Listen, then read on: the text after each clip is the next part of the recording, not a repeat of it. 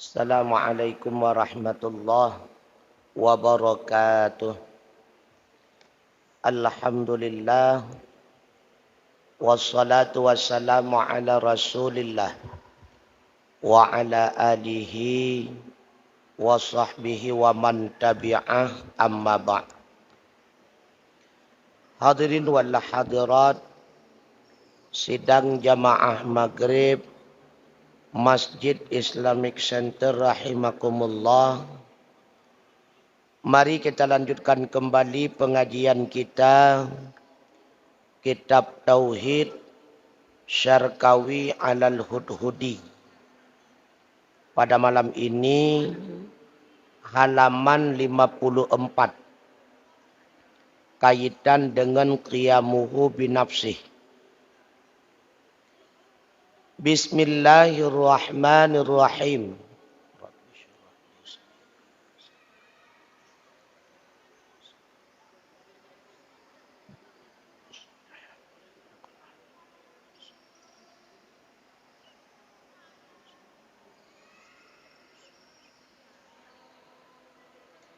Shad wa qiyamuhu ta'ala binafsih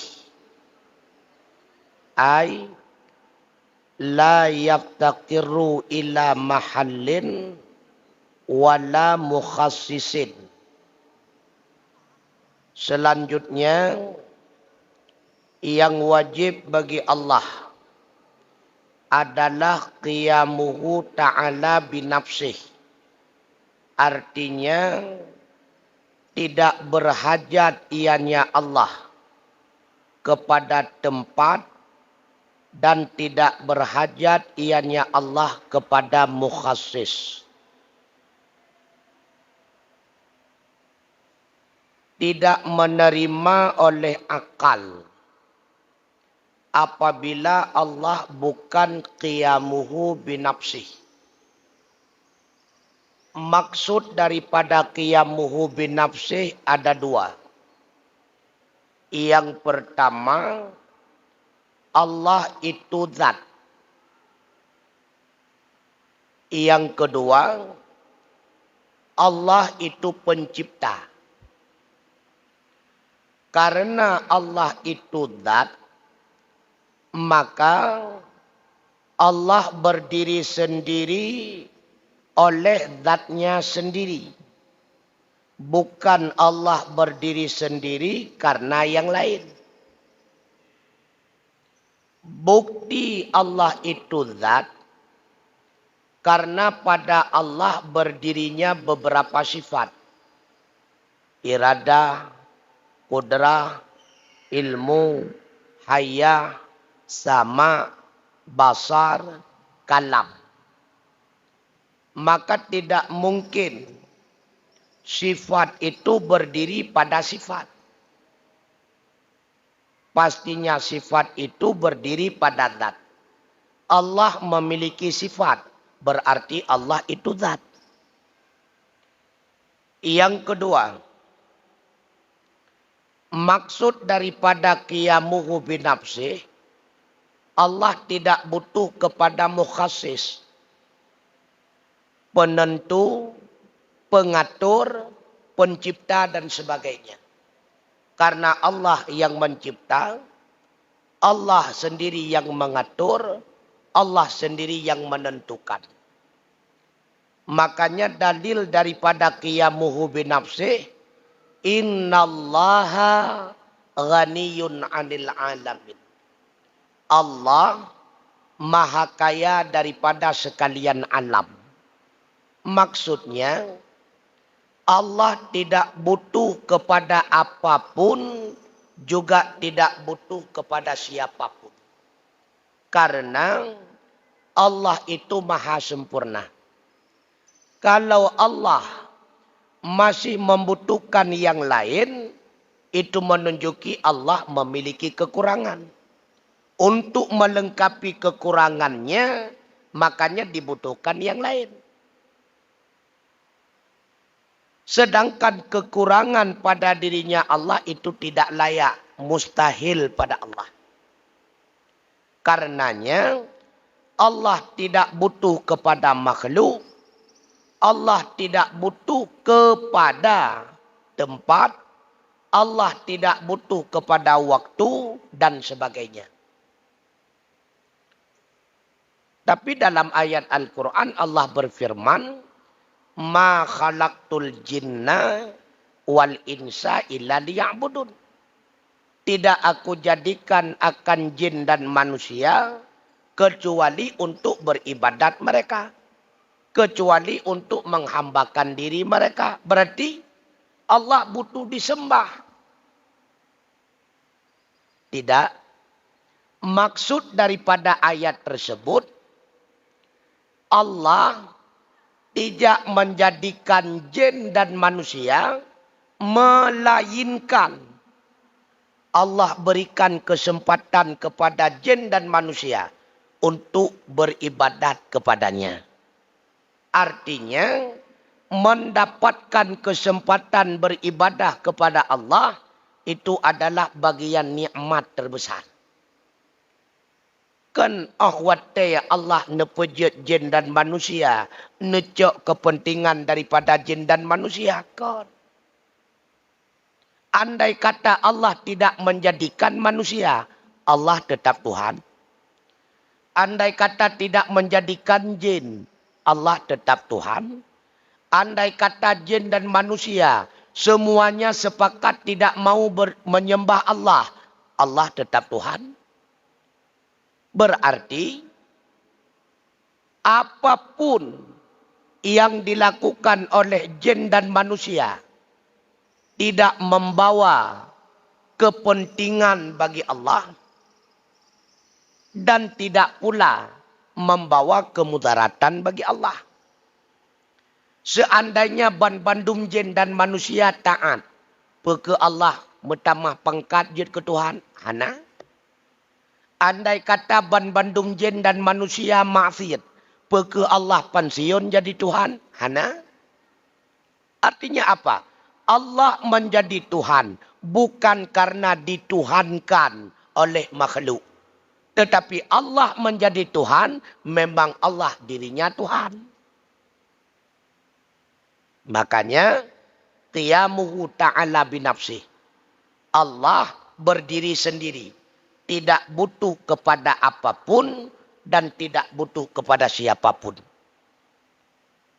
Jadikan makhluk tidak mengambil kepentingan, menetapkan hukum, wajib, sunnah, makruh, haram, itu pun Allah tidak mengambil kepentingan. Lalu timbul pertanyaan. Kalau seandainya Allah menciptakan sesuatu, apakah semua yang dicipta oleh Allah diridhai? Tidak. Maka ada yang diciptakan oleh Allah diridhai olehnya Allah. Artinya dicintai olehnya Allah. Seperti contoh, menciptakan iman pada si mukmin. Memang Allah ridha. Iman itu adanya pada si mukmin. Ada pula yang diciptakan oleh Allah tidak diridhai. Seperti Allah menciptakan kafir pada orang kafir. Allah menciptakan bodoh pada orang yang bodoh. Allah menciptakan maksiat pada orang yang maksiat. Apakah Allah ridha kepada kekufuran? Tidak. Apakah Allah ridha kepada maksiat? Tidak. Apakah Allah ridha kepada bodoh? Tidak. Kalau seandainya Allah tidak ridha, kenapa pula diciptakan? Jawabannya, karena ada kebaikan yang lain yang kembali kepada makhluk. Diistilahkan dengan hikmah. Pakan Allah kepegat lagi nyan. Nah hikmah ke makhluk. Dah hikmah. Dengan sebab gecipta kafe. Maka mulia katanya urung mukmin. Menyahana kafe. Hana mulia katanya. Dengan sebab kepegat urung bangai. Mulia urung carang. Dengan sebab kepegat orang maksiat, mulia orang taat. Dengan sebab na orang maksiat dan na orang kafir, hana sia-sia Allah kepegat neraka. Ya. Berarti ada kepentingan yang lain. Tapi kepentingan itu kembali kepada makhluk. Bukan kembali kepada Allah. Allah tidak mengambil kepentingan apapun. Hana butuh Allah Ta'ala. Bahkan hana butuh, memang dirinya Allah telah sempurna. Menyebutuh sama dengan mentengna kekurangan. Legetanyo wate tapu buat sesuatu. Nyan pasti tatile ile. Keuntungan dari buat nyan putra. Faedah dari lon pu buat nyan putra. Bahkan legetanyo tatile keuntungan dan faedah. Karena draw menteng kurang. Masih butuh kepada pelengkap. Pelengkap itulah keuntungan, kepentingan, faedah, manfaat. Menyahana keuntungan, hana kemanfaatan, hana tempo buat. Allah na laganya hana. Bahkan karena Allah sudah sempurna, karena Allah sudah lengkap, maka tidak butuh kepada pelengkap yang lain. Itanya bahkan butuh karena masih kurang. Karena kurang makanya butuh kepada pelengkap. Nyehina kebeda antara kita dengan Allah Ta'ala. Sama-sama kita berbuat. Allah berbuat, makhluk juga berbuat. Benar. Tetapi berbeda. Perbuatan Allah menghasilkan sesuatu. Sedangkan perbuatan makhluk beriringan dengan kejadian sesuatu. Contoh. Wate tegrak sikret jarawa. Yang pegerak jarawa nyan buat sahawa. Buat Allah. Man kekuatan tanyota berbarengan dengan jarawa tegrak. Artinya kekuatan getanyo hana mampu gerak tengku. Cuma mengiringi dengan kejadian gerak. Dah bukti orang lumpuh. Cukup tegak gekerahkan kekuatan gegerak-gerak jarawa. Gegerak-gerak kaki tetap hanta gerak. Bahkan hana gepegerak oleh Allah. Maka membuktikan kekuatan kita tidak mampu melahirkan akibat apapun. Hanya kekuatan kita menyertai dengan akibat yang sedang terjadi. Yang wujudkan akibat adalah sebab kekuatan daripada Allah Ta'ala. Buat sama-sama apa buat. Tetapi beda buat tengku. Shin. Qiyamuhu ta'ala binafsih. Ibaratun. An nafi iftiqarihi ilal mahalli wal mukhassisi. Wal mahallu huwa dhatu. Ay. Dhatullahi ta'ala. Ghaniyatun anil mahalli wal mukhassisi. Fabi istighnaihi anil mahalli ay an dhati yakumu biha iyalzamu ayyakuna dhatan la sifatan li anna sifata la budda an takuma bimahallin wa bi istighnaihi anil mukhassisi iyalzamu ayyakuna qadiman la hadisan li'annahu la yuhtaju ilal mukhassis wa huwal fa'ilu ilal hadithu. Qiyamuhu ta'ala binafsih itu ibarat daripada menafikan berhajatnya Allah kepada zat dan berhajatnya Allah kepada mukhassis. Dan bermula mahal. Dianya itu adalah zat. Artinya zat Allah. Yang kaya ia daripada zat yang lain.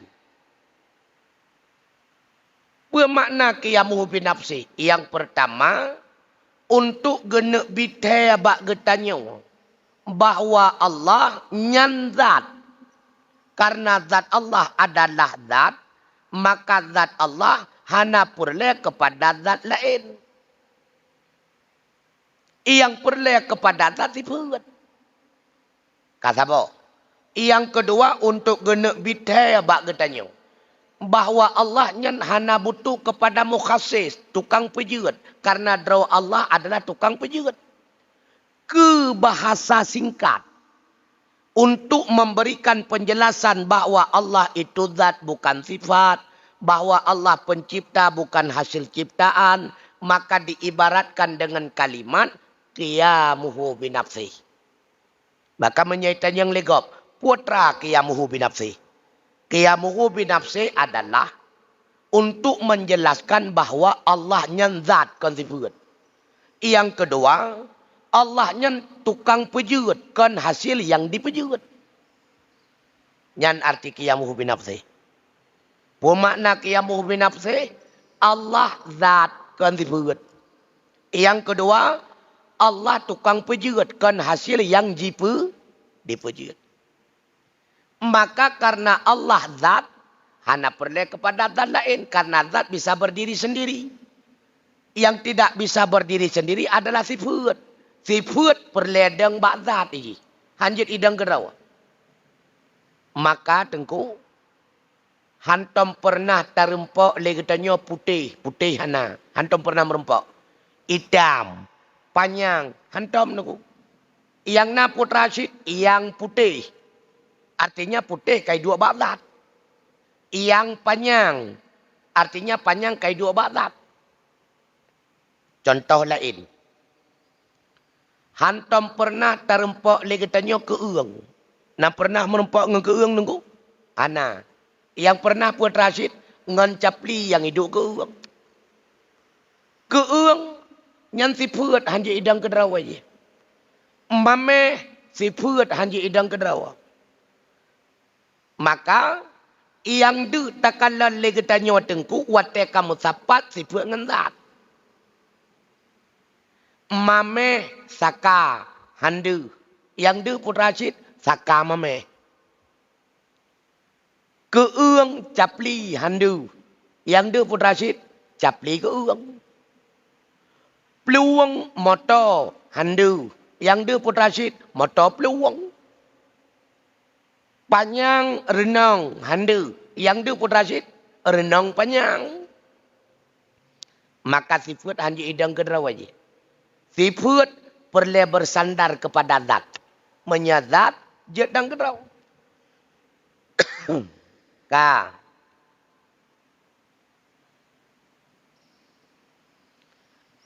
Arti zat Allah berdiri sendiri bagaimana? Maksudnya, zat Allah itu tidak bergantung dengan apa-apa dan tidak bergantung dengan siapa-siapa.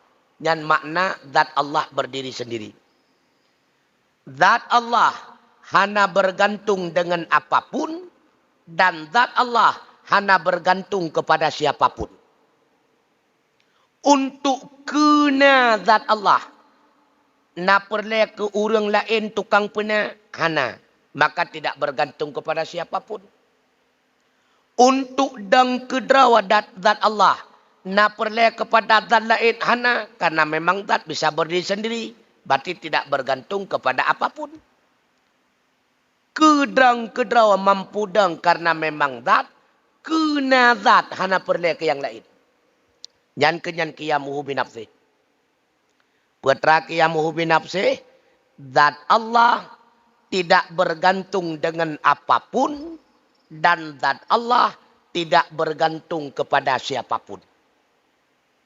Kedang kederawa mampu dan kederawa yang namanya zat, kena zat hana perlu ke yang lain tukang pena. Nyan kenyan qiyamuhu binafsih. Maka karena derawa Allah tukang pejeut, maka pastinya zat Allah itu kadim bukan hudus. Yang hudus hasil penejeut. Nyawa derawa Allah tukang pejeut. Berarti dianya itu kadim. Karena tidak mungkin pencipta itu hasil ciptaan. Kalau pencipta itu merupakan hasil daripada ciptaan, maka dia tidak sah menjadi pencipta. Pengolah sah. Nyolega kita nyawa manusia kan pencipta, pengolah. Modal si kana perlu kebusawa cok unsur landana. perle ke kuih. Ya, berarti cok tepung. Nyan pengolah ke kun. Pencipta mesti dianya itu zat yang tidak diciptakan. So pencipta nyan ke Allah Subhanahu wa taala. Nah lain yang mampu menciptakan hana. Jadi kesimpulannya qiyamuhu ta'ala binafsih.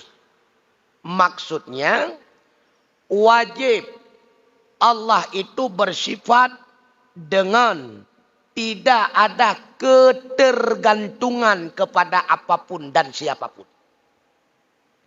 Karena kalau Allah memiliki ketergantungan kepada apapun dan siapapun, sama dengan Allah bukan qiyamuhu binafsih. Artinya Allah itu bukan maha kaya. Karena masih butuh kepada yang lain. Baik bantuan dan sebagainya.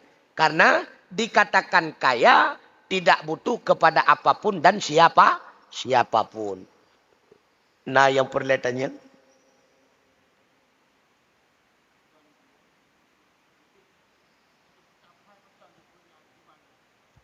Tapai. Tapai hana gayuwa. Bumupom sakai. Dah yang wajib ba Allah wujud. Pakiban makna wujud. Na Allah mestina. Artinya na Allah hana idahului lihana. Kedua kidam. Pemakna kidam. Syitfun konna kon kududona. Yang kelih baka. Pemakna baka sabi-sabi na hana berakhir dengan hana. Nan kamada. Mukhalafatu lilawadi. Allah beda dengan makhluk. Zat Allah beda. Sifat Allah beda. Buat Allah beda. Pat beda. Zat Allah hana membentuk. Hana mekaifiat. Kon raya, kon nubut, kon en, kon panjang, kon mendum. Karena na en, na panjang, na ubud, na ciko, na tepat, bakwate Allah ne pernah makhluk. Segala ne pernah makhluk hana tranyan. Berarti en panjang, bulat, ciko, ubud, nyan sifat makhluk. Alnyan beda sifat. Sifat Allah kadim, sifat makhluk baru. Alnyan beda buat. Buat Allah pahase buat. Buat makhluk hanai pahase buat. Buat Allah hana lengket dengan barang yang tengah ke buat. Menyembah makhluk ipu buat lengket. Ipagat bororom abih melabur punyung-punyung. Allah na laganyan hana kun fayakun. Hana lengket dat Allah ngan buat. Qiyamuhu binafsih. Pumakna qiyamuhu binafsih. Allah hana butuh kepada apapun siapapun. Karena Allah maha kabare. Kaji kan. Kamu ko kan? Wallahu a'lam bissawab wa ilaihil marju wal ma'ab. Assalamualaikum warahmatullahi wabarakatuh.